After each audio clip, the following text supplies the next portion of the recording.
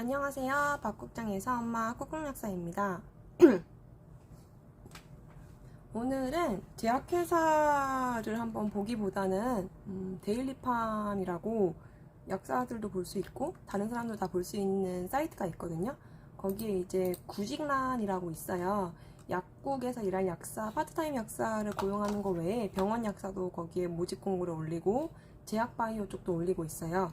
저도 맨 처음부터 여기를 봤고 지금도 여기를 보고 있지, 지금까지 여기를 활용하고 있지만 최근에 유료화가 돼가지고 약사님들이 다른 사이트도 아마 개척하고 있는 걸로 알고 있어요.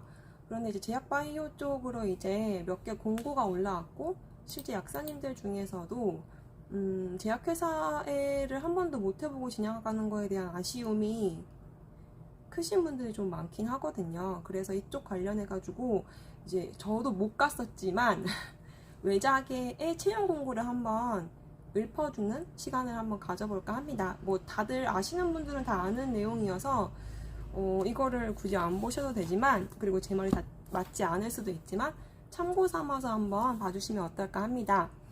지금 올라와 있는 회사들을 보니까 제가 지금 보는 건 머크, RA 스페셜리스트 정규직 뽑고 있었고, 다이치상교 임상개발팀 계약직 채용, 그리고 뭐 한국오츠카도 정규직 병원 영업 MR 채용하고 있고, 오가논이라고 이것도 큰 회사예요. 한국오가논도 PV 파마코비질리언스 스페셜리스트 육아휴직 대체제를 뽑고 있었고 합니다. 근데 이제 국내사도 있고 해외사도 있는데, 이제 해외사 같은 경우는 딱 먼저 이제 머크 RA 스페셜리스트 정규직을 딱 누르면은 여기 딱 처음 화면에 보이는 거는 한국어거든요. 근데 쭉 내려가면은 이제 잡스코프나 6월 롤부터 해가지고 다 영어로 나와 있어요. 그래서 처음에는 개당황, 당황스러울 수밖에 없어요. 뭐 업계에 있었던 분들은 뭐 다 아는 단어이지만 또 국내사에 계셨던 분들은 해외사 단어를 또 모를 수도 있고 해가지고 한 번씩 읊어드리는 게 어떨까 합니다. 헤이 카카오 켜졌어요. 아니야. 그래서 이제 6월 롤부터 시작해 볼게요.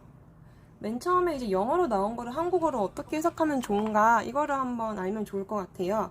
이제 achieve the regulatory approval timely through the best registration strategy and maintain product license with local regulation and global compliance standard, 이렇게 나오는데 RA라는 게 이제 허가 쪽 부서이거든요. 허가 부서, 개발부에서도 이제 BD 쪽 파트가 있고 허가 부서가 있어요. 근데 이제 우리는 막 맨 처음 들어가면 사원부터 시작해가지고 주임대리, 과장, 차장, 부자, 이사, 그 다음에 상무, 전무, 부사장님 이렇게 올라가는데, 외국 애들은 이제 스페셜리스트 한 다음에 매니저 되는 걸로 두 단계로 크게 나누더라고요. 그래서 이제 스페셜리스트 하면은 이제 대리, 여기도 지금 경력을 3년 이상을 요청하기 때문에 뭐 주임대리, 일을 허가를 해본 사람들, 이런 개념이죠. 근데 머크는 이제 외자계잖아요. 외자계는 국내에 수입해서 이제 물건을 허가받는 거란 말이에요. 국내에서 뭐 필요한 QA 실험이나 다 해야 되겠지만은 웬만한 건 다 외국 자료를 써야 되는 상황이에요. 그러다 보니까 외국 자료가 우리나라 국내 규정에 맞는지 확인하는 과정이 굉장히 중요하거든요. 그리고 이 말이 이 말인가, 같은 뜻인가, 이것도 알아야 돼요. 그래서 achieve the regulatory approval. 이제 허가팀은 시간을 잘 배분하는 게 제일 중요해요. 언제까지 허가받아서 언제에 이제 시장에서 영업활동을 할 수 있는지, 그래서 언제부터 이제 이게 매출 잡히는지가 굉장히 중요하기 때문에 너가 시간 맞춰가지고 허가할 수 있는 그런 사람이냐, 이걸 물어보는데, 이제 국내 규정하고 해외 규정을 잘 아우러서, 그리고 이제 외국 애들 이제 글로벌 본사가 있잖아요. 글로벌 본사에다가 우리나라가 이러이러한 이유 때문에 이러이러한 자료가 필요하니까 이거를 줘라고 했을 때, 해외에서는 이제 그것도 이제 몇 명이 달라붙어야 하는 프로젝트인가를 다 안배를 하거든요. 그러다 보니까 정확히 전달을 해줘야 돼요. 왜냐면은 얘네는 시간이 더 들면은 사람이 더 필요하잖아요. 그러면 이게 돈으로 치기 때문에 이만큼 인력을 더 투자했을 때 과연 한국에서의 매출이 얼만큼 나올 수 있기 때문에 우리가 투자를 하는지를 따지게 되거든요. 그리고 이제 그 다음 단어가, 그 다음 줄에는 maintain and secure product license in terms of CMC, CDS.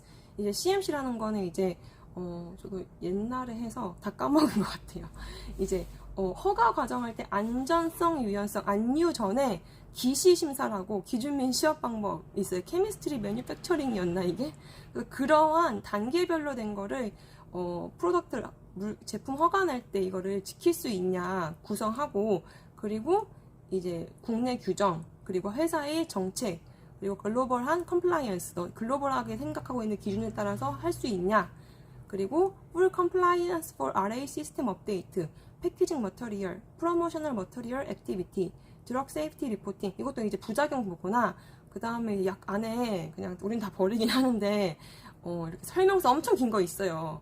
그리고 이제 약 케이스 밖에도 막 이렇게 글자가 많이 쓰여져 있는데, 이게 규정에 따라 적혀 있는 글자거든요. 어떤 글자는 쓸 수 있고 쓸 수 없냐, 그리고 바코드 작업을 해야 되냐 안 하느냐, 그리고 포장재를 안에 걸 들어와서 한국에서 포장을 하냐, 아니면 다 포장된 상태로 수입을 하냐, 그러면 수입할 때의 뭐 예를 들어서 뭐가 잘못 찌그러지거나 한 거에 대한 보상은 어떻게 하느냐, 뭐 이런 것들을 다 저는 RA 부서를 안 했어요. 왜냐면 제가 그만큼 꼼꼼하지가 않기 때문에 이게 엄청 세세하게 들어가는데 답답하더라고요. 저는 BD, 원료 BD를 한 셈이긴 한데 RA 얘기를 다 알고 있어야 그들이 말하는 거를 이해할 수 있고, 그리고 또 이제 저는 제품 허가를 낸 사람은 아니긴 하는데 원료 쪽 해가지고 해외 업체들한테 이게 왜 DMF가 필요한지를 설득해야 되는 상황이었기 때문에 단어들은 다 알고 있습니다. 그리고 이제 이게 첫 번째, 두 번째, 세 번째가 문장이 길게 쓰여져 있는데 이게 다 같은 말인 거죠. 허가를 잘 할 수 있냐, 어떠한 기준에 따라서. 그리고 또 글로벌 팀하고 싸우지 않고 메일로 주고받아야 되고, 말로 이제 메일이 왔다 갔다 하는 게 핑퐁이 많아지면은 결국 TC를 하게 돼요. 텔레컨퍼런스를 하게 돼요. 너네가 원하는 게 진짜 이거냐, 아니 우리가 잘못 오해한 게 있냐, 이런 걸 할 때 이제 커뮤니케이션이 제일 중요하겠죠. 외국에서 일하는 의약품 쪽 일하는 친구들을 봤을 때 약사가 다 일하는 게 아니에요. 우리나라도 물론 허가팀이 약사를 선호를 하지만 굳이 약사가 아니어도 일을 할 수 있긴 합니다. 그렇기 때문에 그들을 설득할 수도 있고 그들이 아는 말로 우리가 표현을 할 수 있어야 돼요. 만약에 아무리 설명을 해도 못 알아들으면은 단어가 잘못된 게 아닌가 생각을 해봐야 합니다. 그래서 이제 관련된 부서하고도 커뮤니케이션이 잘 될 수 있냐, 여기서 achieve new product registration in collaboration with global team and related local function 해가지고 BU, medical, QA, MA 이렇게 나와 있는데, 뭐 비즈니스 유닛, 메디컬 부서, 이거는 이제 MSL을 얘기하는 것 같고, 품질 부서, 왜냐면 실험해달라고 했을 때 그쪽 허가팀도 이제 실험 부서 QA한테 넘길 거 아니에요. 그럼 QA가 또 물어보겠지. 왜 해야 돼? 언제까지 해야 돼? 이런 걸 이제 잘 요약을 해서 정리를 해야 되니까. 그리고 MA는 이제 약가 부서입니다. 그래서 commercially attractive labeling, 이게 정말 허가돼서 나중에 판매할 때 잘 할 수 있는 레지스트레이션 플랜을 짜고 있어야 돼요. 이걸 3년차에 다 바라는 게 맞는 일인지는 모르겠지만은 일단 롤에는 쓰여져 있습니다. 그리고 나서도 이제 여기는 좀 제가 보면서도 이게 스페셜리스트한테 바랄 일이야? 하나, 둘, 셋, 넷, 다섯, 여섯, 일곱, 여덟, 아홉, 11개나 되어 있어가지고 약간 나도 못 가겠다 이런 생각이 들긴 했는데 어렵네요.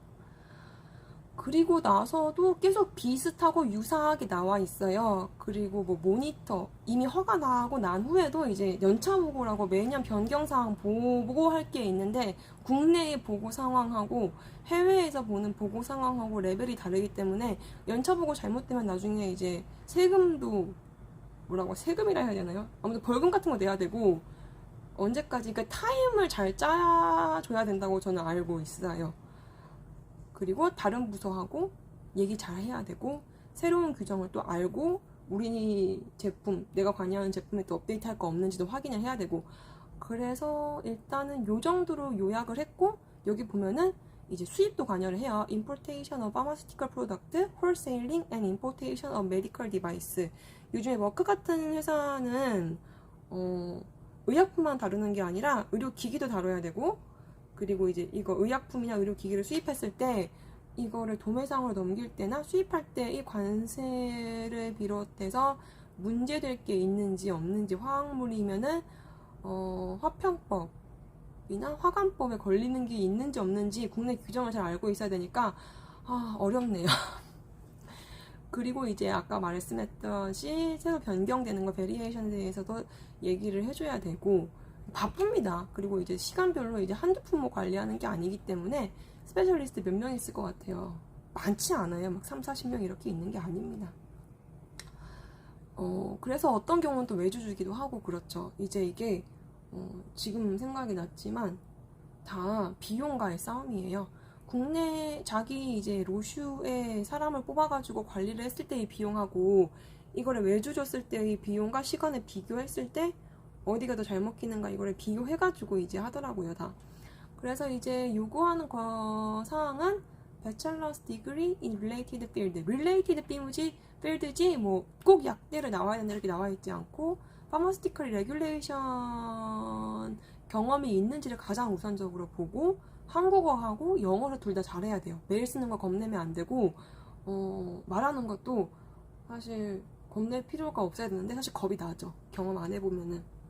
그리고 항상 중요한 건 Good Organization Skill, 정확적으로 회의를 통해서 결론을 확실히 잡아내야 되고 Strong Verbal and Written Communication 하는데 이것도 하면 늘어납니다. 발 빼지만 않으면은 제일 좋은 것 같아요. 외자계 같은 경우는 이게 RA 정규직에 대한 거고 그리고도 이제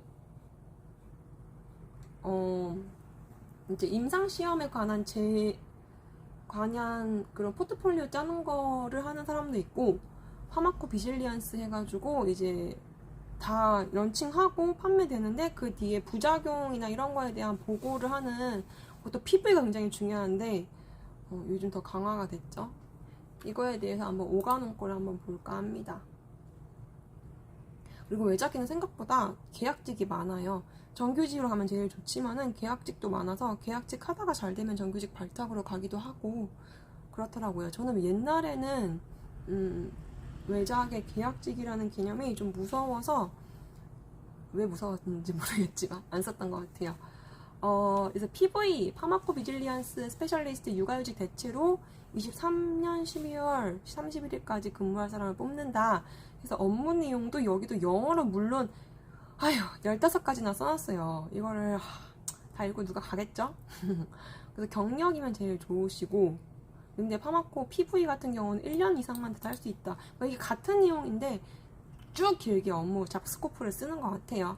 지금 시간이 12분이나 되었기 때문에 길게 안 하고 짧게 한번 해보도록 하겠습니다. Responsible for day-to-day adverse events, case management including case intake and follow-up activities in accordance with global pharmacovigilance procedures and country regulations. 매일매일 발생하는 부작용에 대해서 이거를 이제 팔로우업하고 보고하고 글로벌 PV팀에다가도 이 절차대로 설명을 하고 국가별 규정에 따라서 어떻게 해결할지 아마 책임을 갖고 있느냐. 그리고 responsible for the intake of cases received from designated point of contact vendors and business partners for individual case safety reports including tracking and translations to English and forwarding of information to the data management center. Performing ICSR acknowledgement and reconciliation activities. 그러니까 이게 부작용 보고를 병원에서 받을 수도 있고 간호사 선생님한테 받을 수도 있고 의사 선생님한테 받을 수도 있고 약국에서 받을 수도 있잖아요. 그거를 받은 거를 이제 영어로 정확히 표현을 해서 한국어로 표현하는 게 그대로 전달이 되어야 되겠죠. 그리고 이거를 정확한 그 사이트 등록하는 게 아마 있을 거예요. 그거를 이제 모으는 양식에 따라 할 수 있느냐 아니냐 이거를 말하는 것 같아요. 나머지 같은 것도 이제 보니까 SOP를 잘 따를 수 있느냐 규칙 잘 따르라는 거고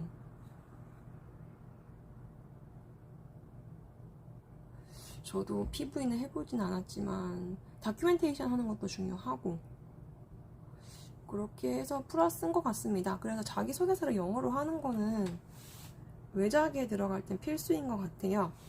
그래서 누구한텐 조금이라도 도움이 되었으면 하는 바람에서 영상을 한번 올려봤고요. 질문 있으시면 댓글 남겨주시면 감사하겠습니다. 다음에 뵙겠습니다.